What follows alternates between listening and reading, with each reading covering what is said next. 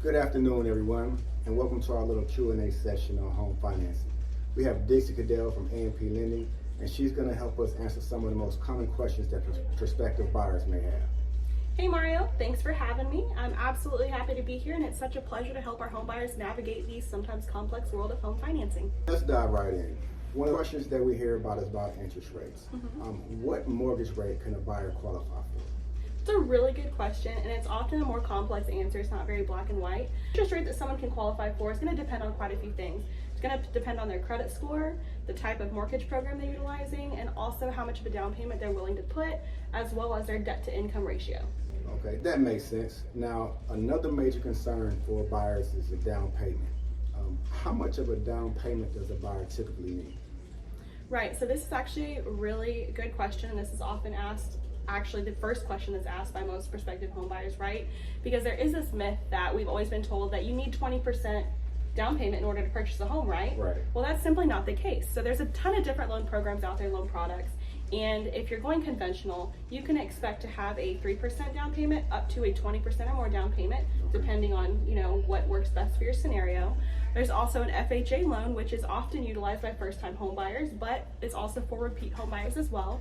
And that requires a minimum of 3.5% down payment. Okay. And just as well, there's a VA loan, which is arguably the best product on the market. So if you have a buyer that qualifies for it, that's fantastic, because that often requires a 0% down payment. In addition, there's tons of programs out there that help cover that down payment as well. So it is possible to finance up to 100% of that purchase price.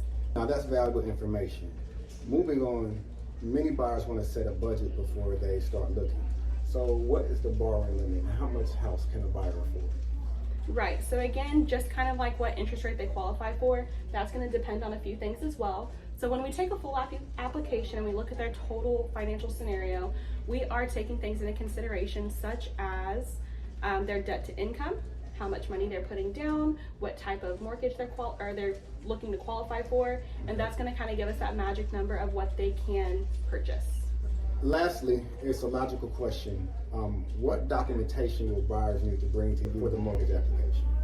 So this can often be one of the most daunting tasks when applying for a mortgage or part of the home buying process. And I promise it's not as complicated as everyone makes it sound. We're just really going to need to start off with looking at their income, their assets. So we're really going to be asking for 1 month of most recent pay stubs. We're going to be looking at 2 years of their W-2s and tax returns. Okay. And we're really going to need to look at 2 months of their bank statements as well. Depending on their scenario specifically, like if they're self-employed or if they are eligible for VA, we will be asking for some additional documentation, but they will be let known at that time. Dixie, thank you so much for shedding light on these concerns. I'm pretty sure our viewers appreciate your insight. Absolutely, it's a pleasure. If anyone ever has any questions, please don't hesitate to reach out to Mario or myself, and we can make sure you're taken care of and have all the answers you need. Hey, thank you all for joining us. Until next time, happy home buying.